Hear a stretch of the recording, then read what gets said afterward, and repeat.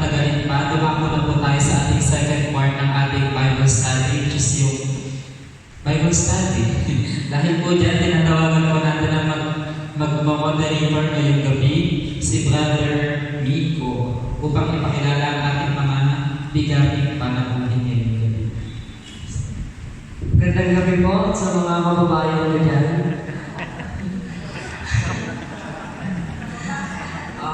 Ngayon po, papakilala ko po ang ating mga kasama dito sa harapan. Una, para po sa ating context na ipapaliwanag po ni Sister Desi. Papaliwanag po ni Sister ang mga sikat na guro sa time ni Jesus at ang sa Old Testament.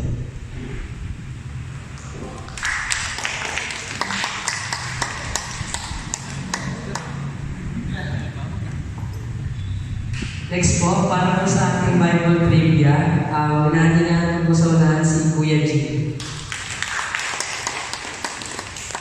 Para po sa katekisi ay si Brother Jesse. At para po sa ating reflection ay si Brother Man.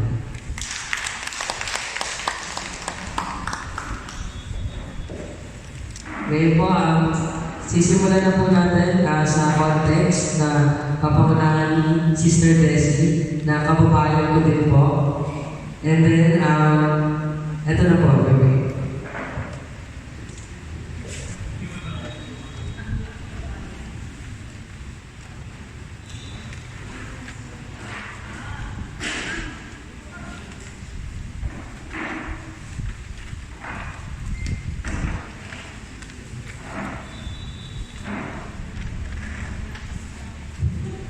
Magandang gabi po sa lahat, mga kababayan ko.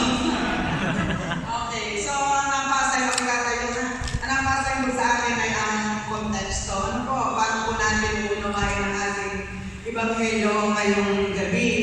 So, ito pong ebanghelyo natin, kung inyo pong matatandaan, ito po ipagpapatuloy ng pangangaral ni Jesus sa kapatagan. Meron tayong Sermon on the Mount, meron naman tayong Sermon on the Plain sa kapatagan kay San Lucas. Ano po? So, dito po sa ebanghelyo natin, dahil po nagsimula tayo dito sa mga pagpili ni Jesus sa kanyang 12 alagad, nangaral siya, tapos, siyempre, hinunayos niya na iniaaral niya ang kanyang mga alagad, iniaaral niya sa paglilingkod at sa panangaral at bilang isang guro. Ano po?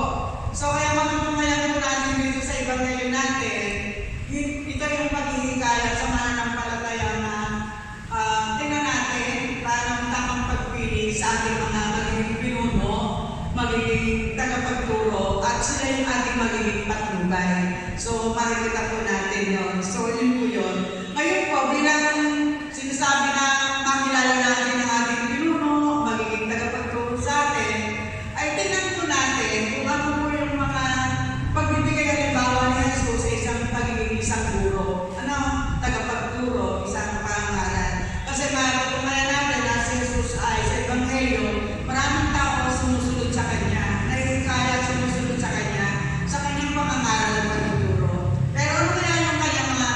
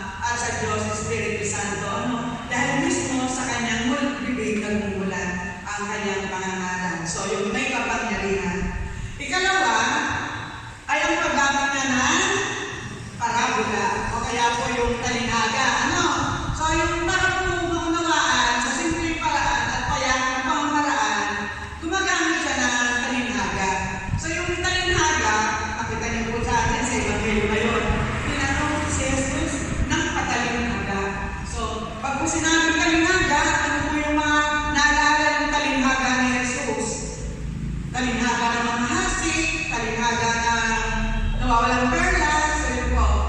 Dahil ang talinghaga ay yung mga pangyayari sa ating buhay na iniugnay niya upang makapagturo ng moral at pananampalataya sa simpleng paraan. Yung simpleng karanasan ng mga tao, kinukuha niya sa patalinghaga upang maunawaan sa simple at mababang paraan ang unawaan ng mga tao ano ang kanyang nais, ipangaral at ituro. Ano po? So yun po yung sikat na pamamaraan ni Jesus ang the parable ng talinghaga. Okay po? So yung ikatlo ay yung gumagawa siya ng himala. No? Ano mga himala na naalala nyo? Pag si Jesus ay nangangaral, siya ay lumakad sa ibabaw ng tubig, at ang isa pa, halimbawa, yung nagpakain siya ng 5,000 tao, ako, ilang isda?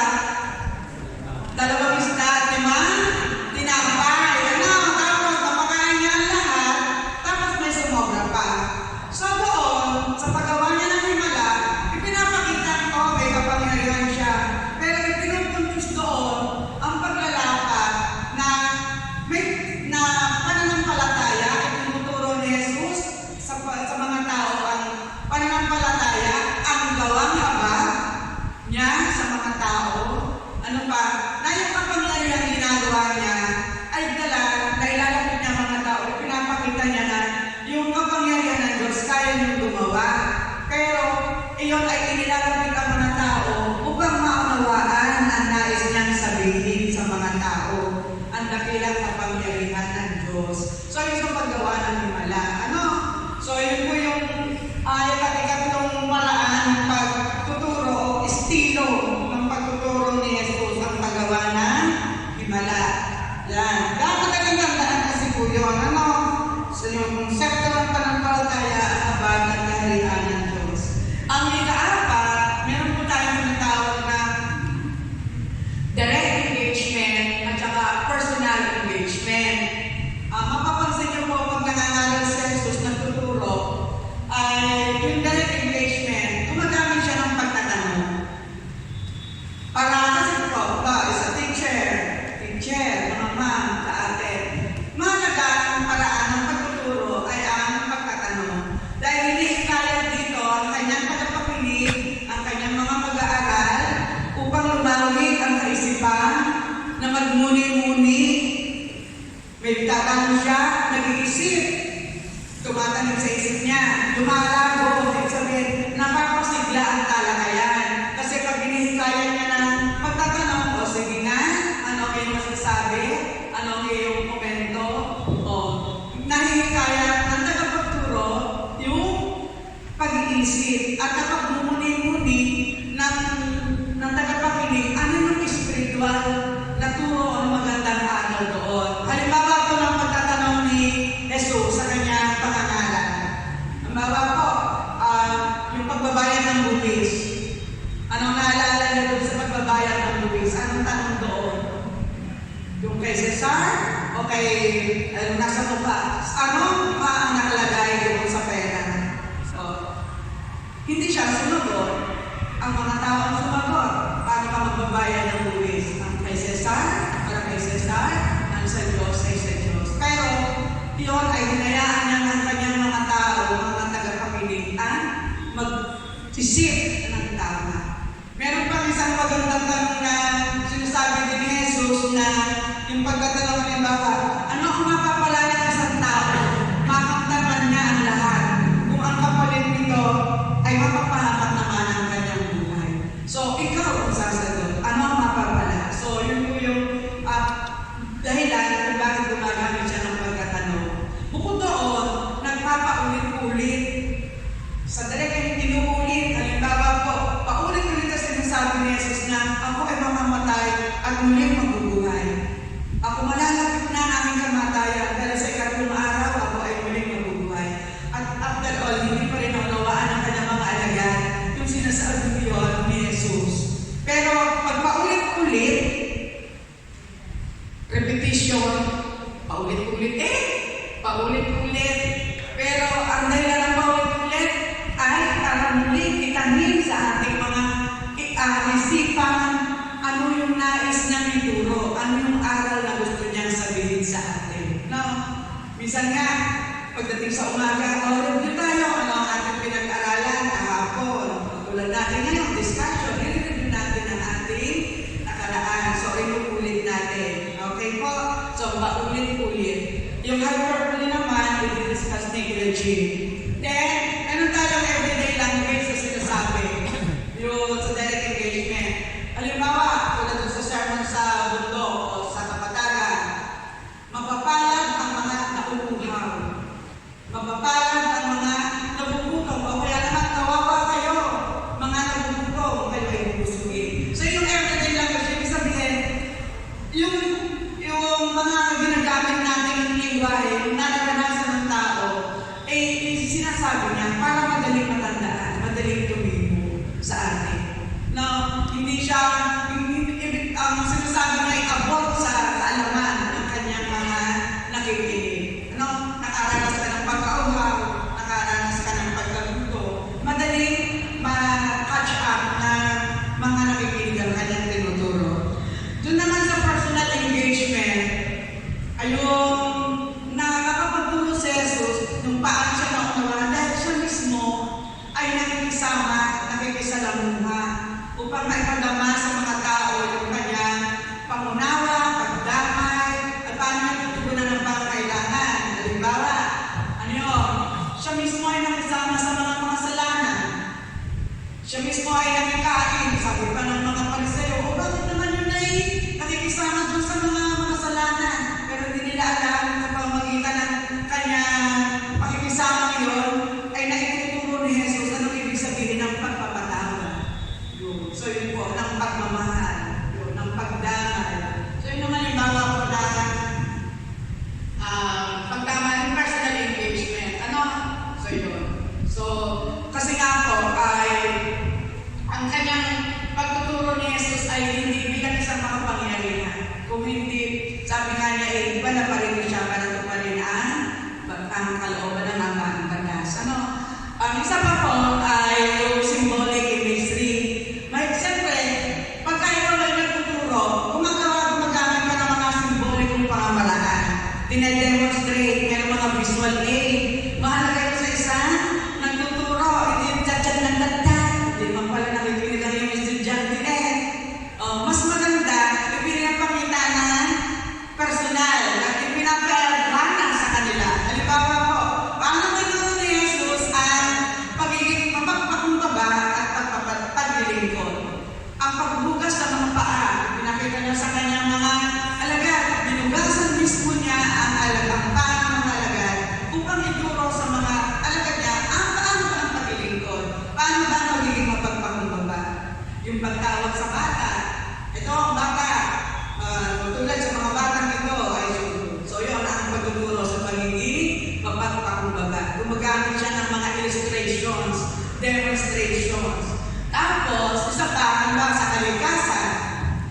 Halimbawa ang talimhana ng mga hasik.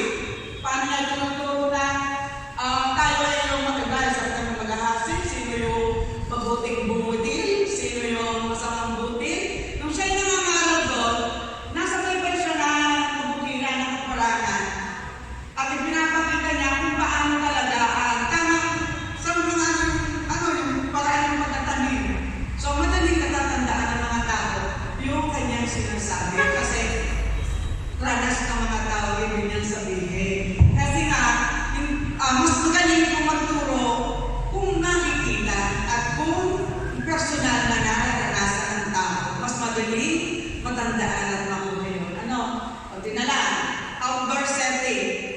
Ang mapapansin natin, pag si Jesus ay nagtuturo, ay hindi siya isang classroom time. Saan siya pumunta?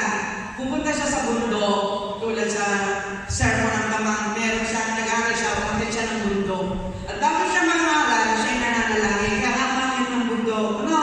So yun, pwede rin sa kapatagan, pwede rin sa baybay, ng lawa. Ng lawa ng Galilea. So gano'n siya nangangaral. Hindi panloob. Kung hindi siya yung lumalapit sa mga tao. So yun po yung mga katangian ni Jesus sa kanyang pangangaral. Pagtuturo, paano niya may paparating sa tao ang kanyang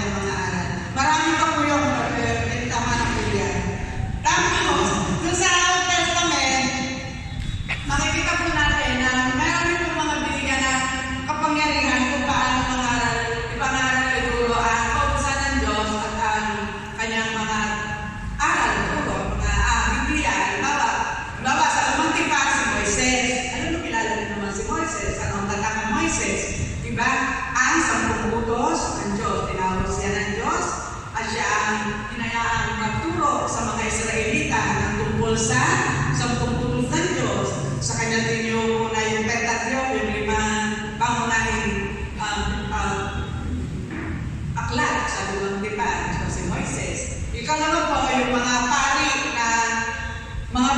na Israelita, mga pari. Sino yung mga pari na yun na Old Testament? Ay si Samuel at si Ezra. Si Ezra, si Samuel, yan. Si Ezra po ay isa sa naging dahilan kung paano po na ituro o nababago yung sa tawag dito, yung pagpapanumbalik ng Jewish religion, buhay sa Jerusalem. So yun po si Ezra. Then, sino pa? Siyempre, kilala natin si Solomon. Siya yung pinakamatalino. Siya yung pinakamatalino. So, bagong tipan, siyempre, kilala natin sino?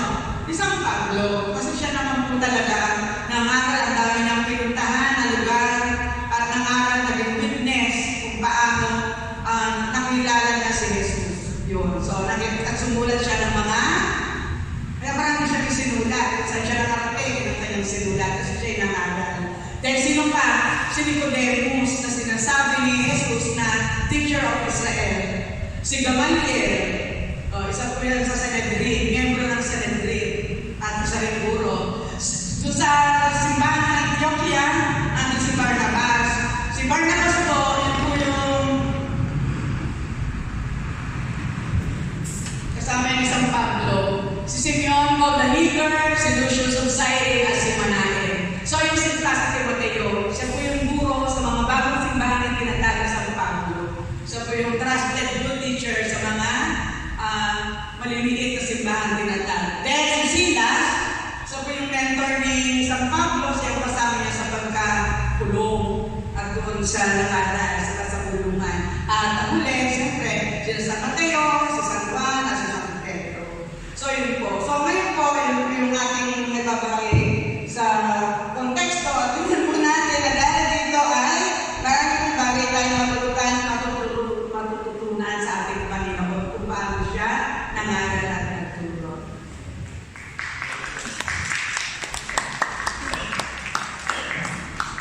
Maraming salamat po, Sister Desi. Dito naunawaan po natin kung ano po yung mga katangian, kung paano po magturo si Jesus sa atin. Nakakita naman po natin dito na may iba't ibang paraan si Jesus na ginagamit para sa atin.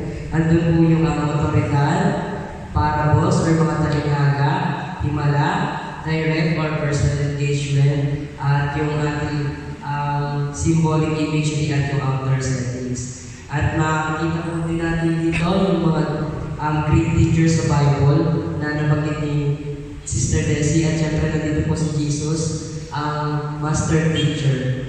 At meron din po sa New Testament at Old Testament. Ngayon po, para po sa